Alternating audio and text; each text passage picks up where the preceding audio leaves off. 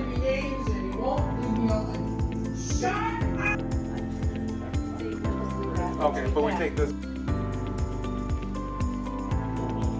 For any particular reason?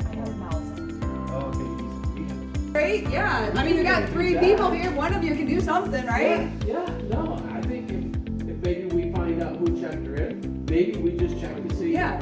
Yeah, all right. so Awesome, I'll- yeah, go. Appreciate that. Yeah. Thank you. Finally. Hi, I'm Kate. I did. Well, I mean, my ex did. I don't know. What? No.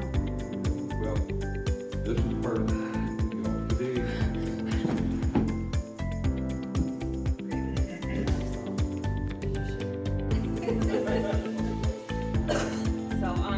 Few minutes.